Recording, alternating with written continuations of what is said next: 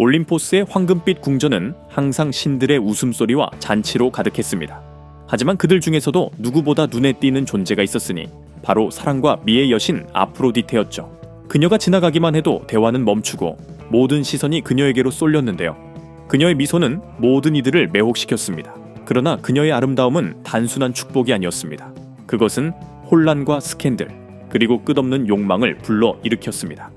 아프로디테의 남성 편력은 그녀의 남편 헤파이스토스와의 결혼부터 시작됩니다.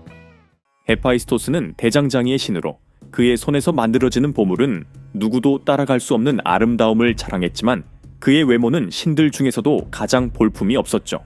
그는 얼굴이 흉한데다가 다리를 절뚝거려 신들은 종종 그를 조롱하기까지 했습니다.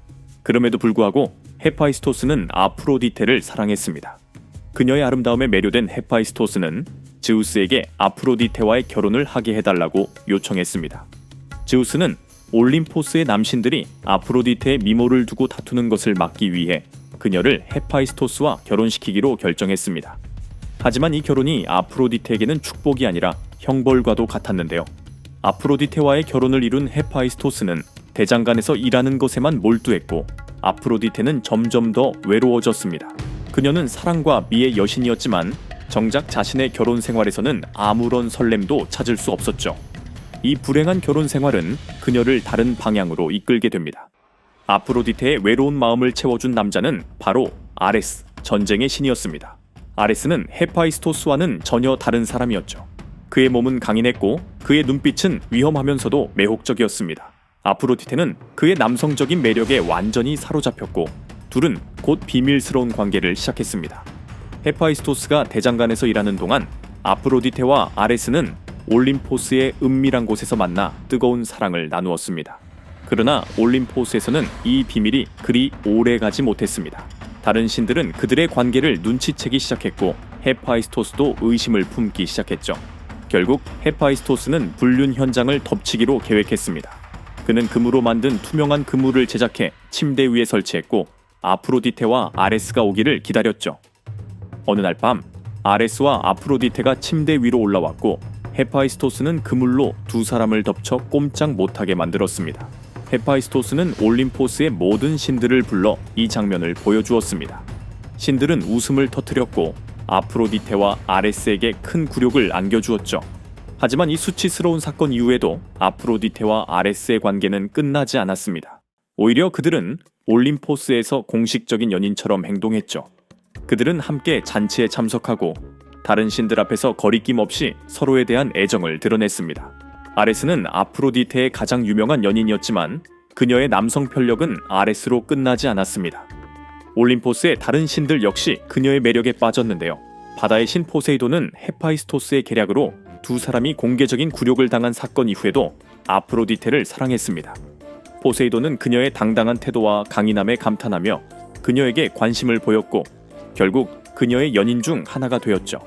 신들의 전령이자 재치와 꾀로 유명한 신 헤르메스도 아프로디테와 사랑을 나눴는데요. 헤르메스는 육체적인 매력보다는 지성과 유머로 아프로디테의 마음을 사로잡았습니다. 둘의 관계는 짧았지만 헤르마프로디토스라는 자식을 낳았는데요. 그는 남성과 여성의 매력을 동시에 가진 신으로 묘사됩니다. 여기에 또 한 명이 더 있는데요. 바로 포도주의 신 디오니소스죠. 디오니소스 역시 아프로디테와 특별한 관계를 가졌는데요. 디오니소스와 아프로디테의 사랑은 쾌락과 방탕 그리고 축제를 상징했으며 두 사람은 강렬하면서도 쾌락적인 사랑을 나누었죠. 그런데 아프로디테의 모든 사랑이 불륜과 장난으로 점철된 것은 아닙니다. 그녀에게도 진정으로 사랑했던 한 남자가 있었는데요. 바로 트로이의 왕자 앙키세스입니다. 어느 날 아프로디테는 올림포스에서 인간 세계를 내려다보다가 앙키세스를 발견했습니다. 그는 마치 조각상 같은 외모에 강인한 남성미를 지닌 왕자였습니다. 아프로디테는 그를 본 순간 사랑에 빠졌습니다. 그녀는 인간 여인의 모습으로 변장해 앙키세스에게 다가갔죠. 앙키세스도 그녀의 아름다움에 반했고 두 사람은 뜨거운 사랑을 나눴습니다. 그렇게 아프로디테는 임신을 하게 되는데요. 아프로디테는 곧 자신의 정체를 밝히며 그에게 경고했습니다. 사실 나는 사랑의 여신 아프로디테예요. 우리의 사랑을 절대 다른 사람에게 말하지 마세요. 그렇지 않으면 큰 화를 당할 것입니다.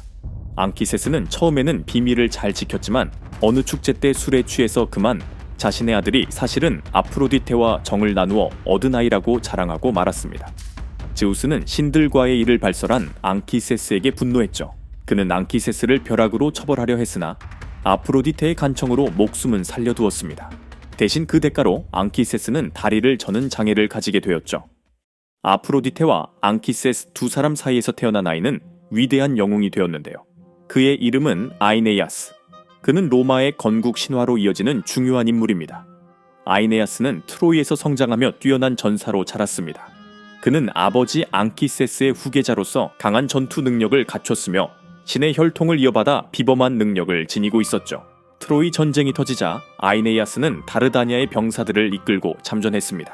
그는 헥토르 다음으로 가장 뛰어난 트로이의 영웅이었으며 아폴론과 포세이돈의 가호를 받아 여러 전투에서 중요한 역할을 했죠. 트로이 전쟁이 끝날 무렵 그리스군이 트로이 목마로 도시를 함락시킬 때 아이네아스는 신들의 도움을 받아 아버지 앙키세스를 등에 업고 어린 아들 아스카니우스와 함께 탈출에 성공했습니다. 그의 어머니 아프로디테는 그를 보호했고 포세이돈 역시 아이네아스가 트로이인들의 왕이 될 운명을 지닌 존재라며 그를 도왔죠. 이후 아이네아스는 로마의 시초를 만든 운명의 사나이로 묘사됐는데요. 아이네아스의 후손들은 로마의 창건과 깊이 연결됩니다. 그의 아들 아스카니우스는 알바롱가를 세웠으며 이후 알바롱가의 왕족 중에서 로물루스와 레무스, 즉 로마를 건국한 쌍둥이가 태어나게 되죠. 아이네아스는 그리스도 신화 속 트로이 전쟁의 패배자에서 로마 신화에서는 로마의 시초를 만든 영웅으로 승격됩니다.